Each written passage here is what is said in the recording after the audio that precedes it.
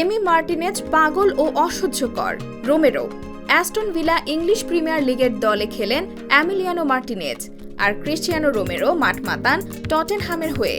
লিগে অন্তত দুবার একে অপরের মুখোমুখি হন তারা। প্রিমিয়ার লিগের মৌসুম শেষে দুজনই এখন আর্জেন্টিনার জাতীয় দলের হয়ে খেলার অপেক্ষায়। আর্জেন্টাইন এক সংবাদ মাধ্যমে সাক্ষাৎকার দিয়েছেন রোমেরো। সেখানে এমি মার্টিনেজকে পাগল ও অসহ্যকর বলে মন্তব্য করেছেন। দিবু নামে পরিচিত এমিলিয়ানোর কথা উঠলে রোমেরো হাসতে হাসতে সাক্ষাৎকারে বলেন, দিবু তো একটা পাগল, প্রতিপক্ষ হিসেবে অসহ্যকর। এই মুহূর্তে নিজের সেরা সময় কাটাচ্ছে। আর্জেন্টাইন হিসেবে ব্যাপারটা উপভোগ করি। সে এমন একজন মানুষ যে নিচ থেকে উঠে এসে এখন বিশ্বসেরা গোলকিপার। দেখতে ভালো লাগে, মানুষ হিসেবেও অসাধারণ।